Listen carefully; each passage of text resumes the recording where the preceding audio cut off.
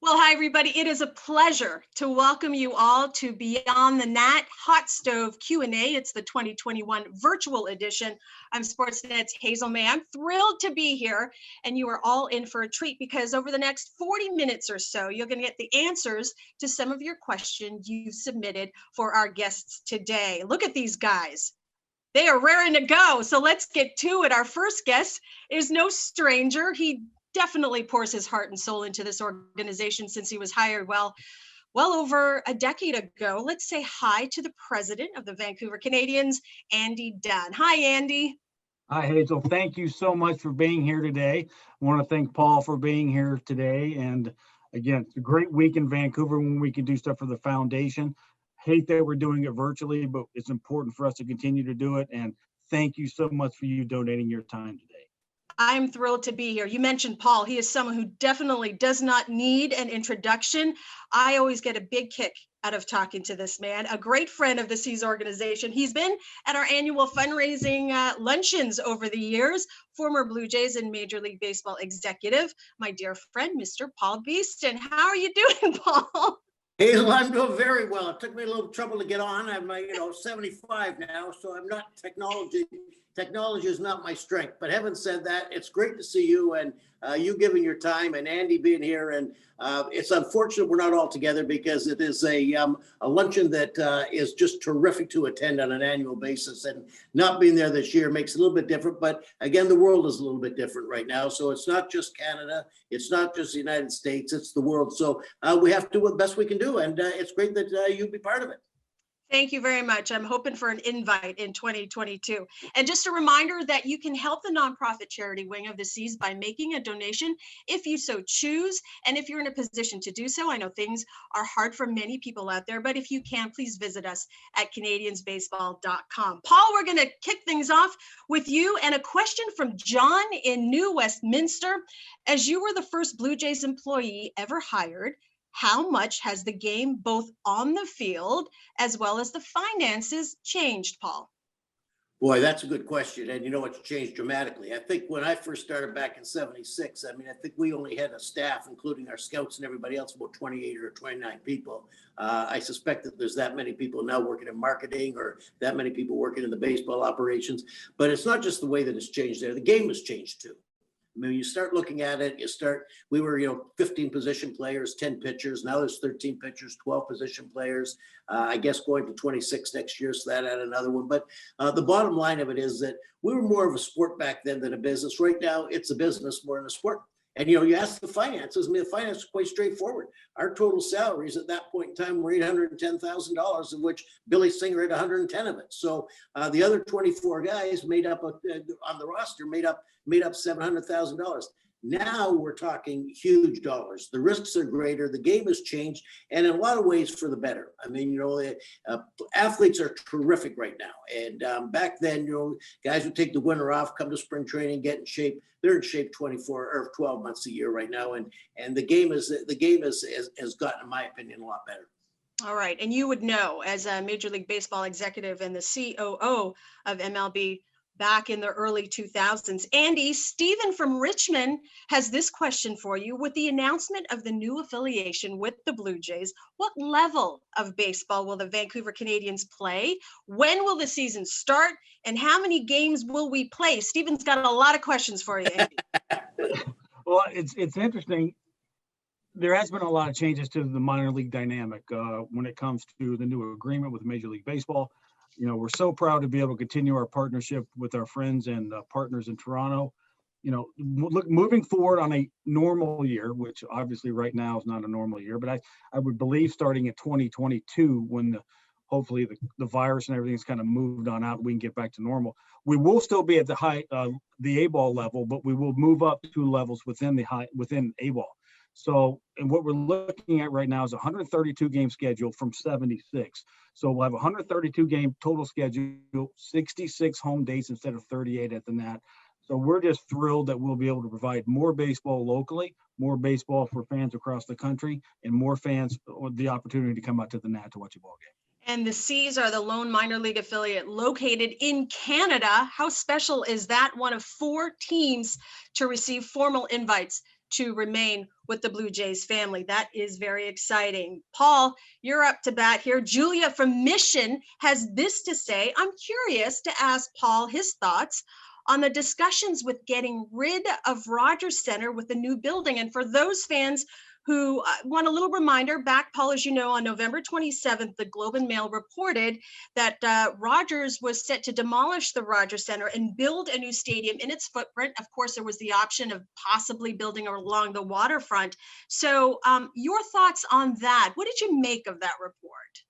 Well, I mean, it's been kicked about. It wasn't the first time that I'd seen it, but it was a little bit more official at that point in time.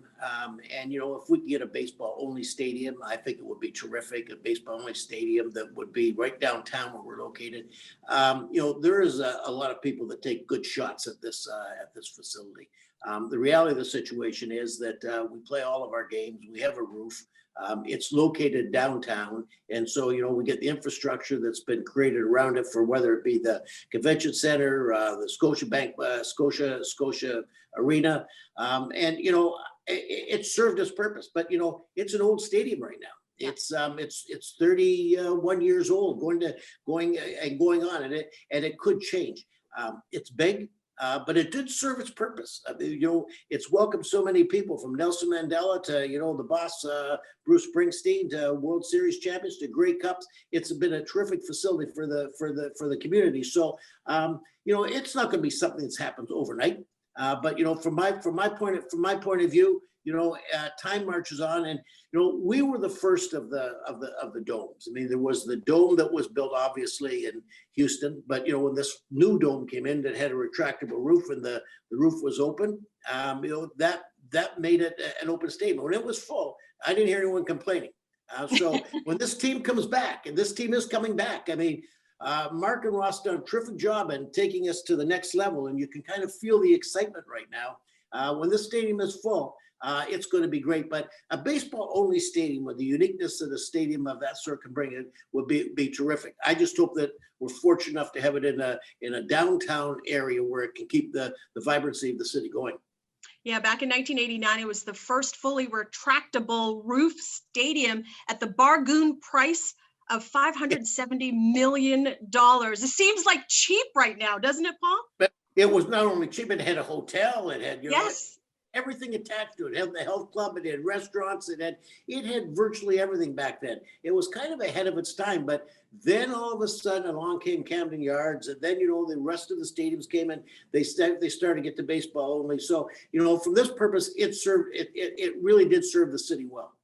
of course. Janet Marie Smith, as we know, the architect of those throwback baseball stadiums. Matt, Andy, has this question. He's from Port Moody. Of all the Blue Jays prospects that have come through Nat Bailey Stadium, who have you been most impressed with? Ooh, you know, we've been very fortunate that we've had a number of tremendous players come through here.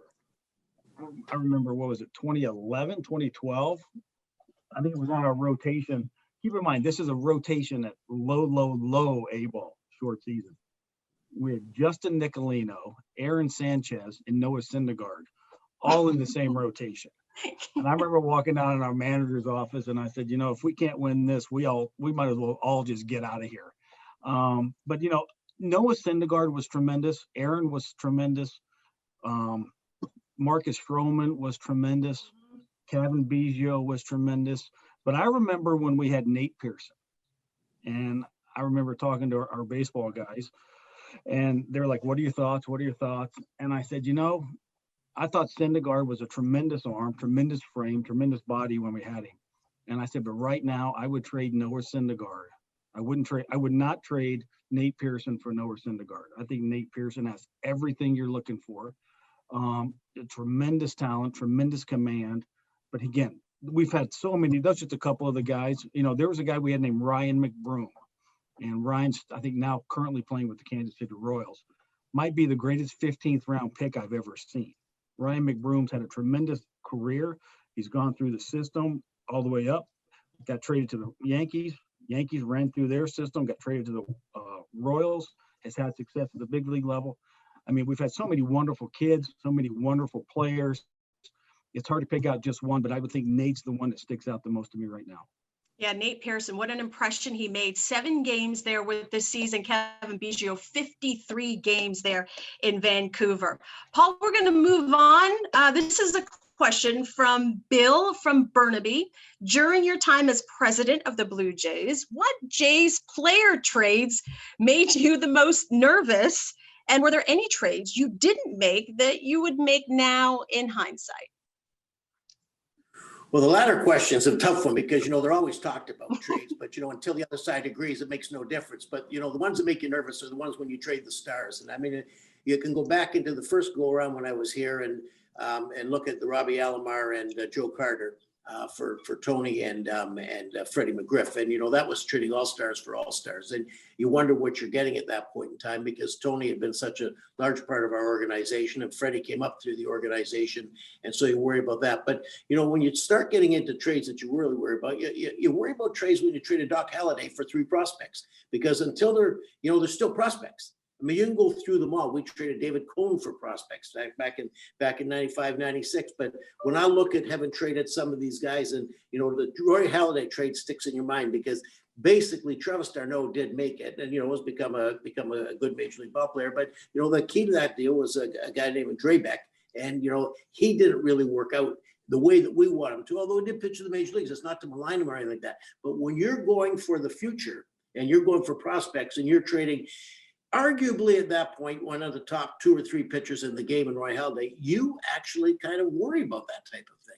And so, you get into it and you hope, but they were done for reasons. Roy wanted to go and, we made it that trade, but, I start looking at it and any trade you look at, you want it to be a win-win.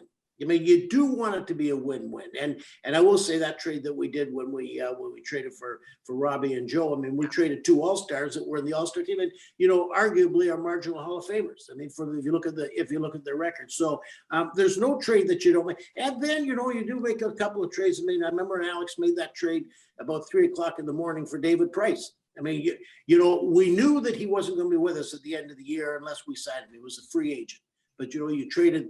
Guys, Daniel Norris and Matt Boyd, that have played well, that pitched well in the major leagues. But you kind of worry about every trade that you make because basically you're fooling with people's lives. You're uprooting them. You're moving to a different city. You're moving to a different organization. Someone out. Not very many of them though. I mean, that's the tough part about it. But you're always trying to improve your team. And that Alomar Carter trade really, Paul, really proved to be the catalyst in Toronto's rise to the top of the baseball world. And before I get to Andy's next question, just reminding everybody that one of the initiatives of the foundation that they work really hard on is their partnership with the Boys and Girls Club of South Coast of BC. A reminder that a $50 donation will give a kid a glove. And if you're in a position to do so, a $150 donation provides the kids a full kit. We're talking a bat, we're talking batting helmet, we're talking uniform and bat bag. So please visit us afterwards on canadiansbaseball.com. And if you're positioned to do so, we would greatly appreciate that. Andy, this is from Edward from Vancouver. Andy, I love the Canadians had batting practices and field rentals for the public last summer. Andy, is this something you will look to do going forward? Well, Hazel, before we get to Edward's question, I do want to just say thanks to Paul. I mean, Paul has been with us at every luncheon we've had for the foundation. We couldn't let him off the hook this year, so we knew we'd drag him into a Zoom call. Paul has been gracious enough out of his own pocket every year to sponsor one of the youth teams. Wow. And every year they're the Beeston Blue Jays out running around the field. So we've had Beeston Blue Jay teams running around Vancouver for more than a decade. But Paul, thank you and your family on behalf of all of us for all your support. We really appreciate that. I think we can do it again this year. And but to get to the question, we were trying to come up with things to do last year as an organization when we found out there was no minor league season. We had to have something going on in the ballpark. I didn't want to shut the park down. I wanted to still engage the fans, engage the community, want to come out. And it was always funny growing up and when you're still playing and everything else, you want to hit in parks. And I've always wanted to take BP at Yankee Stadium. Always wanted to take BP at Fenway Park. Well, in Vancouver, Nat Bailey Stadium is Wrigley Field. It is Fenway Park to the people of Vancouver. So I said, why don't we let people come out here and take BP? I mean, I'm tired of sitting in the stands every night with these guys on their dates, telling their girlfriends they could take one out of here. And I said, well, let's find out what they got.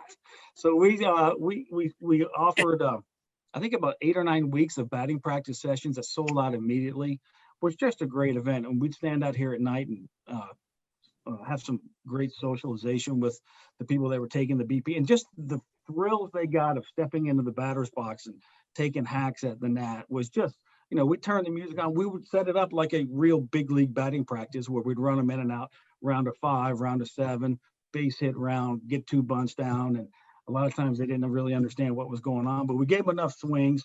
But yeah, we'll definitely do that next year in the event we don't have games. We want to have games. Granted, there's a lot of things out of our control right now from the border and the virus. And again, we're going to do our part in the community to make everybody safe. But we can still do the BP sessions and hopefully build upon that from what we started in 2020. Okay, couple of back-to-back questions for you, Paul. One from Donnie G from Whistler. What are your thoughts, Paul, on will baseball ever return to Montreal, and when and where do you see expansion taking place in the future? Well, that's a good question. I don't know when I see it taking place because of everything that's going on right now. I mean, I think there was probably some thought about it. I mean, Rob has mentioned it before. I think that there will be baseball in Montreal. I mean, Montreal is a great baseball city. It's got a great history. I mean, it is. If they get a new stadium and they put that stadium downtown, much like we're talking about here with a new stadium, the stadium and location are very, very critical. And you get a team there. Montreal's a good sports city, and I think it'll be terrific. I go back to something that Commissioner Seeliger used to talk about. Bud used to say that John Fetzer said to him, if it's good for baseball, it's good for the Detroit Tigers. I believe that if it's good for baseball in Canada, to have a team in Montreal is good for the Toronto Blue Jays. And will it happen? I don't know. But, more and more you read and more that you listen, you hear Stu Sternberg talking about, what he's going to do with Tampa Bay. Will Tampa Bay then move to Montreal? I don't know the answer to that, but I do believe where there's smoke, there's fire. They have a group that wants to bring it back there. And I think it would be terrific for the game of baseball in Canada. More and more players are coming from Canada. And, we're developing a number of players here right now. And as players have gone into the States and played college ball, they've come back here and they've taken up the coaching and everything. We're in a very good position. Having another team right now, it's us in Vancouver. I mean, and that's where we're fortunate to have that. And, well, Andy can talk about, everything that the Blue Jays are. We're fortunate to be able to have a place in Canada where our players can come up there first. You got that from what Mark's statement was when we were able to invite Vancouver to be part of the organization. And to me, it's critical. I mean, I think Mark's got it right on. It's great for baseball in Canada.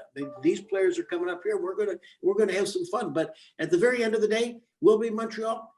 I'm 75 right now, and all I'm going to say is I plan on living for a while, but who knows how that's going to be, but I think it'll be in my lifetime. All right, one more question for each of you. But before I get to another question for Paul and then Andy, another terrific initiative the foundation does is it awards postseason scholarships, UBC Thunderbirds Baseball Scholarship, where every year 2 players receive funds to play UBC baseball, which is fantastic. Paul, another one for you. Katie from Bellingham, Washington wants to know, and this is a question that I would love to know, in the early days setting up the Blue Jays, what made the organization choose Dunedin for spring training, and were there other locations considered? Well, we looked at a number of locations. It was basically all down the west coast of Florida. Obviously, we're in the Eastern time zone, so we were going to be in Florida. Arizona really wasn't something that we considered. But we looked at Melbourne. We looked down in Ventura. We looked down in Naples. We looked at a number of places down there. But the beauty of Florida, the beauty of Dunedin was it was very close to Philadelphia, which is in Clearwater. It was very close to the Yankees, which was in Tampa. Plant City had Cincinnati back then. You could get to Bradenton with Pittsburgh. And so we were in that cluster. So it helps you limit the travel, but more important than that, it allows you to be able to play B games. It allows you to have your Gulf Coast League team there and work there. So it was a natural for us. And it had previously been the home of the winter home of the Tigers at one point in time in the 40s and the 50s. So it wasn't like they were just bringing on baseball for the first time. So Honolulu, Hawaii, my candidate, it didn't. No. That was not going to happen. That was not going to, as nice as it would have been. Can you just imagine? Of course, the Blue Jays are the only major league franchise to have never changed where they play spring training baseball. Okay, down the home stretch here, bottom of the ninth, going to Andy. This is from Jen from Squamish. Minor league baseball and the Vancouver Canadians have been known for fun promotions at the ballpark. Sushi races, 3-foot hot dogs. What is next for the Nat? I'd like to know this. I'm all into the food. You know, we have had a lot of fun. You know, the 3-foot hot dog started off as a joke and people loved it, and we keep doing it. The sushi races were something that I took from when I left Washington. We were doing the president races, so we wanted to do something out here, and it was either going to be sushi or a coffee bean, because you can't walk more than 6 steps in Vancouver without passing a sushi shop or a coffee store. And again, this is just me being from the South, kind of poking fun at everybody. But you know, to lay it all out to begin with, I'm not even a fan of mascots. I'm not a big mascot guy. So I think now we have 5 or 6 sushis, 2 other, I think we got like 7 or 8 mascots here at the organization, which make me crazy. But the sushi races have been great. I see people betting on the sushi races in the stands, which we should not do. We do probably 300-400 3-foot hot dogs a night at the ballpark. Every time I fool around and come up with an idea to enhance the sushi races, people on the staff tell me it's not family friendly. I was going to have one as a sake bowl and have a little fun with that, but staff was kind of a little hesitant on that one. We'll continue to have some fun. It's, you know, again, we take our business very seriously. We take the development of the players very seriously, but we don't take a whole lot of, we joke with ourselves when it comes to what we want to do with the fans. We want the fans to be happy. We want them to leave with a memory and a smile, because at the end of the day, at this level, that's really about what we're selling. You know, we sell you with the notion that you come to the ballpark, you pay your ticket, and you're going to leave with a smile and a memory. But what scares me, if we come to the ballpark and you pay your money and you don't leave with a smile or a great memory, I might not only have lost you for that season, but I might have lost you forever.